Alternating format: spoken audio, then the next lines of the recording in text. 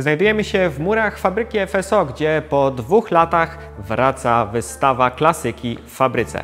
Jak doszło do tego powrotu? Co się zmieniło w międzyczasie? Czy warto odwiedzić to miejsce i jak tego dokonać? Tego wszystkiego dowiecie się z tego filmu.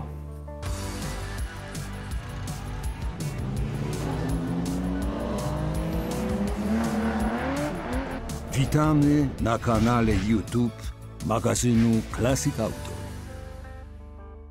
Jest ze mną Maciej Bień, który jest, jak Cię można przedstawić? Jaka jest Twoja rola w tym miejscu i właściwie jak nazywa się to miejsce? Miejsce nazywa się Wystawą w Fabryce. To jest produkt, który tworzymy. Produkt tworzy Muzeum Motoryzacji i Zabytków Techniki. Miałem kiedyś takiego w Warszawie, Muzeum w Fabryce. Okej. Ja jestem założycielem muzeum, no i pewnie dyrektorem tego muzeum. Okej. No i super. W takim razie idziemy na wycieczkę razem z dyrektorem. Chodźcie z nami. Zacznijmy w ogóle od tego, w której części fabryki się znajdujemy w tej chwili. Co to jest za miejsce? To jest nowa lakiernia, budynek, który powstał w połowie lat 90. w momencie, kiedy szykowano się tutaj do produkcji samochodów DEU. I skąd akurat wybór tego miejsca? Jest to miejsce, gdzie przez 3 lata budowaliśmy już wystawę motoryzacji. Potem mieliśmy ponad 2-letnią przerwę i wróciliśmy do tego samego miejsca. Jest to budynek, który jest w najlepszym stanie, zapewnia najlepsze warunki do przechowywania samochodów i też umożliwia wpuszczenie ludzi na tą wystawę. Jaki był klucz doboru tych samochodów? Bo jak wiemy, już tutaj wystawa się znajdowała. Na ile to jest w tej chwili inna ekspozycja i czego można się spodziewać teraz, odwiedzając to miejsce? Ekspozycja jest w dużym stopniu podobna, dlatego że to jest nadal ta sama grupa kolekcjonerów, która tworzyła poprzednią wystawę. Natomiast też z uwagi na to, że minęły ponad 2 lata od zamknięcia poprzedniej ekspozycji, to też część aut się wymieniła. Mamy auta zupełnie nowe, które pojawiły się w naszych zbiorach. Zobaczcie, co tutaj się znajduje.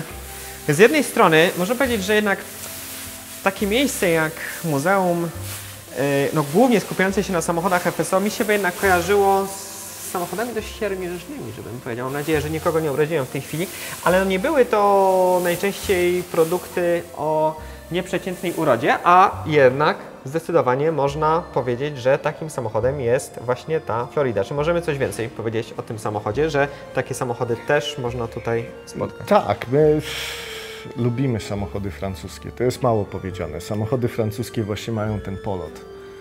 Bardzo często są ładne, bardzo często mają jakieś nietuzinkowe rozwiązania mechaniczne, techniczne, tak? Dlatego też tych samochodów zobaczycie tutaj sporo. To są samochody, na które patrzyliśmy z podziwem. My, nasi rodzice, nasi dziadkowie, przecież Floridę reklamowała Brigitte Bardot. Na wszystkich plakatach, na jakichś materiałach reklamowych. Jak można było się nie zakochać w takim samochodzie? Czyli jesteśmy w tym miejscu tydzień przed oficjalnym otwarciem. Jak widzimy, tutaj przez cały czas jeszcze praca w re. Na niektórych samochodach są folie dopiero zdejmowane. Na ile procent byś w tej chwili ocenił, że to, co widzimy, to jest to, co będzie w momencie otwarcia, co zobaczą pierwsi goście?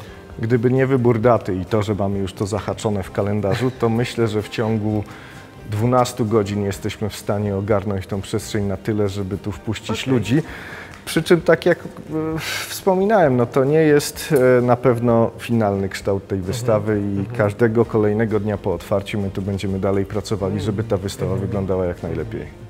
Tutaj jest bardzo fajna też część ekspozycji, na której pokazujemy radiowozy i karetki. Ja przyznam, w ogóle podzielę się anegdotką, że sam w ogóle myślałem o zakupie dokładnie takiej karetki parę lat temu, przy czym ona była mocno zdekompletowana i teraz, czy to w ogóle czy było trudne znalezienie samochodu w takim stopniu kompletacji? Teraz nie zostało już ich dużo, prawda? Jeśli chodzi o takie samochody wyspecjalizowane. Tak, z tym, że nie jesteśmy ludźmi, którzy sobie wymyślili zbieranie samochodów wczoraj.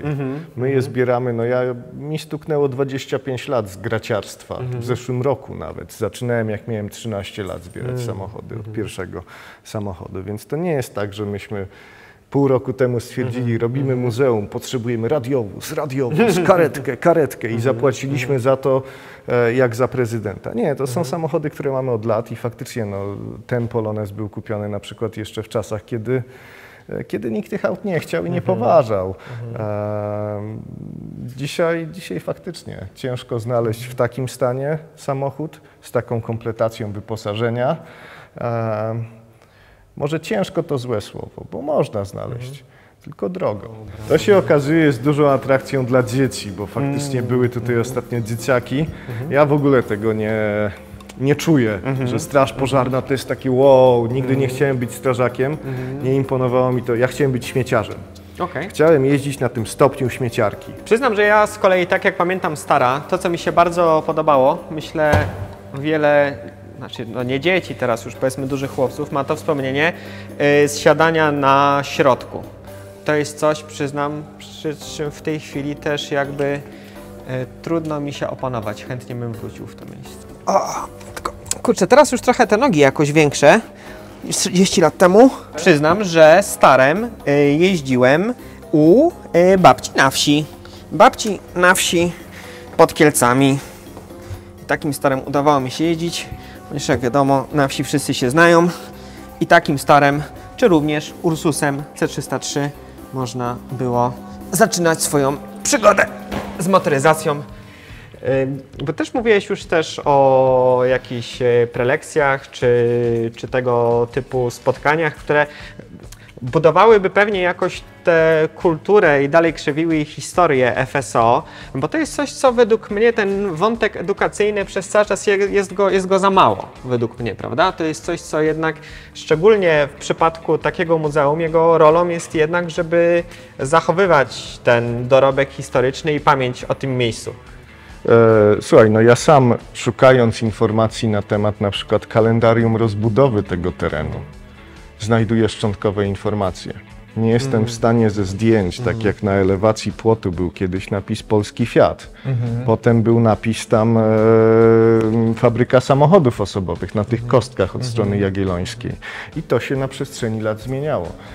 Mogę jedynie domniemać ze zdjęć i z tego, jakie samochody są ustawione, kiedy to nastąpiło. Naszym zadaniem, myślę, będzie uporządkowanie tej wiedzy w jakiejś takiej formie, czy to strony internetowej, czy publikacji, tak żeby każdy mógł sobie mniej więcej odtworzyć, jak ta fabryka powstawała, jak ją budowano i jak się zmieniała. Na pewno takim gigantycznym rekwizytem, który nam w tym pomoże, jest makieta. Tak. To jeszcze do niej... Makieta, którą w sierpniu, no może to trochę górnolotne, ale odrestaurowaliśmy, bo modelarz faktycznie pracował 100 godzin, klejąc tą makietę, bo ona też ma no, blisko 40 lat i choćby z racji wieku się trochę rozkleiła. No właśnie, bo jednak to jest to, że tak jak sam przy różnych okazjach zwiedzałem trochę ten teren, to widać, że w wielu zakątkach fabryki przez cały czas są, powiedziałbym, takie żywe artefakty, czy to tablice choćby jeszcze, na których widać kawałki napisów DU, FSO, czy nawet poszczególne jakieś plakaty, czy puchary też jeszcze były do niedawna w różnych halach. Na ile w takim razie jeszcze możemy się spodziewać także takich tych smaczków, nazwijmy to, poza samymi samochodami, elementów, które też będą poszerzały ten obraz tego miejsca? Zadbamy o to, żeby było ich jak najwięcej. Jeszcze nie do końca wiemy, w jakiej formie to zrobić. Być może jedno z pomieszczeń przekształcimy w taką izbę pamięci, bo ja bym też nie chciał, żeby te pamiątki po FSO ginęły w ogromie tej wystawy, tak, żeby były pominięte przez zwiedzających. Także mamy już specjalną strefę, to jest ponad 3000 m2, dedykowaną tylko dla samochodów z fabryki samochodów osobowych. I być może w tej strefie wygospodarujemy jakieś pomieszczenie, gdzie będą też te mniejsze pamiątki wyeksponowane. A co w takim razie jest ciekawego w tym Lublinie i dlaczego on zasługuje od razu na żółte blachy? Słuchaj, no to jest 30 któryś wyprodukowany Lublin. Także seria w zasadzie informacyjna, można powiedzieć, jeśli nie prototypowa. Ma 2 oddzielne siedzenia, tak jak w Żuku. Co więcej, żukowskie siedzenia ma, tak? Lampy z przodu w pasie przednim nie są zabudowane, tylko są takie wystające, przypominające te z Malucha, natomiast też są to inne klosze. Zderzak jest stalowy, ale ten stalowy wszedł też do produkcji seryjnej tam w pierwszych modelach. Natomiast takich smaczków właśnie, między innymi jak te, które wymieniłem, jest w tym aucie kilka. I powiem szczerze, jak szukaliśmy takich aut, to jest jeden z niższych numerów, które w ogóle występują z tej serii informacyjnej. Udało mi się znaleźć ich może 12 do numeru 1200 mniej więcej, szukając po numerach nadwozia, tak. Bo też, no, mówiąc o tym miejscu, wiele osób mówiło, że to muzeum tutaj nie wróci, potem, że jeśli wróci, to nie w takiej formie. Teraz zapewne będą mówić, no, że jak wróciło, to jakoś wróciło tylko na chwilę, że jest to jakiś tam symboliczny gest ze strony dewelopera, który jest właścicielem tego całego terenu. Jak się możesz do tego ustosunkować? Jaką w tej chwili masz pewność, jakby, że tutaj los tego miejsca jest bezpieczny i że będzie trwał, a nie, że za miesiąc jednak to wszystko zostanie z powrotem zamknięte? Myślę, że w aktualnej sytuacji globalnej i patrząc zarówno na jakieś zawirowania geopolityczne, jak i sytuację ekonomiczną, takiej pewności nie ma nigdy, tak?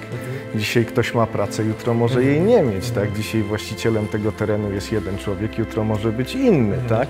Natomiast faktycznie no, współpraca z aktualnym właścicielem układa się dobrze i tu padają deklaracje wybiegające na parę lat, nawet naście lat do przodu. Co nam się uda z tego zrealizować i jak długo tu będziemy? Myślę, że to w dużej mierze zależy od sukcesu tego przedsięwzięcia, bo jeżeli ta wystawa się nie spodoba i nikt tu nie będzie przychodził, no to ja sam w pewnym momencie zdecyduję, że nie ma sensu ciągnąć tego dalej. No. To jest jeden z najciekawszych samochodów na wystawie. To jest Panda 30 z silnikiem z Malucha. O! I z rejestrami, z tablicami z Florencji, z tego co widzę, jeśli dobrze. I cały widz jest w tym, że gdzieś jako dzieciak w książce Podbielskiego przeczytałem, że ten silnik obraca się w przeciwnym kierunku. I nie byłem w stanie tego zweryfikować przez te 30 lat, bo to auto praktycznie w przyrodzie nie występuje. Na początku roku znajomy, który sprowadza takie auta, zadzwonił, mówi, że ma taką Pandę, wiezie ją do Polski. Wiem, żeby ją przywiózł od razu tutaj, a ja muszę sprawdzić, w którą stronę się ten silnik... Kupuję to auto, bo muszę sprawdzić, w którą stronę się ten silnik obraca. No i słuchajcie, ku mojemu zdumieniu, faktycznie w przeciwną. Silnik Malucha, który obraca się przeciwnie do ruchu wskazówek zegara. Tak prostą rzecz, jak odbicie koła talerzowego na mechanizmie różnicowym lustrzanie, mogli zrobić, a odwrócili bieg silnika, odwracając korbowody, zmieniając kanały dolotowe. No ale tak pokazuje, że inżynier Podbielski rację miał w swoich książkach. Skoro ustaliliśmy, że do tego miejsca warto przyjść, wiemy, że już lada moment będzie można przychodzić, to teraz informacje praktyczne. Jak się tu dostać? Czy trzeba z wyprzedzeniem się umawiać, czy po prostu można przejść, zapukać do drzwi i już zostanie się oprowadzonym? Zostajemy przy tej formie, gdzie trzeba kupić bilet przez internet i nie wynika to z tego, bo już takie komentarze się oczywiście pojawiły w internecie, że chłopaki, kasa fiskalna to nie jest fizyka kwantowa, kupcie sobie terminal i tak dalej. Nie, to broń Boże nie o to chodzi. Przy takim przedsięwzięciu trzeba też panować nad wolumenem ludzi, którzy znajdują się w obiekcie i których jesteśmy w stanie przede wszystkim przepuścić przez ten obiekt. No, wyobraźcie sobie sytuację, że jest jakaś, nie wiem, deszczowa na przykład, sobota. Ludzie wstają, jedzą sobie śniadanie i nagle wymyślają, że 12 to jest dobra godzina, żeby pojechać do muzeum na Żeraniu. I staje nam przed drzwiami 500 osób. I co wtedy? Samo wpuszczenie tych ludzi zajmie czas. Ci ludzie sobie będą stali na deszczu, połowa się zdenerwuje, że jest słaba organizacja, bo nie jesteśmy w stanie ich przepuścić. Więc to jest jedna strona tego medalu. Kolejna to jest to, że ja też nie chcę tylu ludzi naraz na obiekcie, bo mieliśmy już próbkę tego w marcu, kiedy tu weszło 600 osób. No i niestety nie dało się zapanować nad tym tłumem. Dlatego są podzielone to zwiedzanie jest podzielone na grupy po 30 osób co pół godziny. Wtedy jesteśmy w stanie jakoś ładnie to pokazać i nie boimy się o swoje samochody. Dlaczego Termatis tutaj jest? Dlaczego jest na żółtych tablicach? I czy one są na tym samochodzie jeszcze z jakiegokolwiek innego powodu niż to, żeby mógł tutaj o własnych siłach przejechać przez SCT? Matiś dostał tablicę na długo przed tym, zanim w ogóle rozpoczęła się ta cała dyskusja i burza wokół SCT. Czemu je dostał? Bo ma tam, nie wiem, 10 000 kilometrów przejechane, to jest praktycznie nowe auto i faktycznie było kupione od samego początku z założeniem, że będzie stało w muzeum. Więc no, nie widzę powodu, dla którego takie auta, które są eksponatami, miałyby takich tablic nie mieć. Nie jest to auto, którego używamy na co dzień, ani w sezonie zimowym, ani w sezonie letnim, tylko typowy eksponat. Czemu ma żółte tablice? No bo na przykład przy tak młodym aucie pozwala nam to na niepłacenie OC, a przy takiej liczbie samochodów no naprawdę ma duże znaczenie. Czy możesz zdradzić, czy te przychody, które będą pozyskiwane z biletów, one wystarczą na obsługę tego miejsca? Czy to jest założenie, że te bilety będą utrzymywać to muzeum? To jest scenariusz idealny, tak? No ale ponownie, po pierwsze bilety muszą się sprzedać. Po drugie tak naprawdę nie wiemy jeszcze z jakimi kosztami się będziemy mierzyli, bo przez tą przerwę ponad dwuletnią dużo rzeczy się zmieniło. Zmieniły się takie rzeczy jak płace minimalne, koszt prądu, koszt wywozu odpadów, innych tam rzeczy. Zmieniły się też warunki na hali. Więc być może na przykład okaże się, że o te auta trzeba będzie trochę lepiej zadbać, bo przy takiej kubaturze obiektu trudniej jest wyeliminować jakieś przeciągi, więc auta się mogą kurzyć, co się przełoży na jakiś koszt ich odkurzania. Tak? Nie wiem, mam nadzieję, że to będzie się w stanie przynajmniej utrzymać. O jakichś zyskach pomyślimy, jak się pojawią. A czy też muzeum myśli o jakichś dodatkowych źródłach przychodu, typu przetrzymywanie samochodów, wynajem przestrzeni na eventy, tego typu aktywności? Czy to jest też coś, o czym już mogą myśleć zainteresowane osoby? Jak najbardziej. No, myślimy o tym wszystkim, staramy się to realizować symultanicznie, tak żeby zmultiplikować jakoś te źródła przychodu, bo wtedy, no, nazwijmy to umownie biznesem, jakim jest muzeum, no, jest trochę stabilniejszy, tak? Nie jest wrażliwy na jakieś zawirowania związane z tym na przykład, że w okresie świątecznym przecież nikt tu nie będzie przychodził. Na koniec jeszcze takie, powiedzmy, bardziej refleksyjne pytanie. Jakie jest Twoje marzenie związane z tym miejscem? Czy masz jeszcze jakiś cel, który chciałbyś zrealizować, który tak w Tobie tkwi, którym się jeszcze nie podzieliłeś światem i to jest właśnie ten moment, żeby go zdradzić? Myślę, że nie. Ja nigdy nie marzyłem o Muzeum Motoryzacji. To jest raczej potrzeba chwili i konieczność jakaś związana z tym, że mamy tych samochodów po prostu za dużo. Jedynym moim marzeniem od lat, w zasadzie ponad ćwierć wieku, to jest marzenie, które już prawie spełniłem.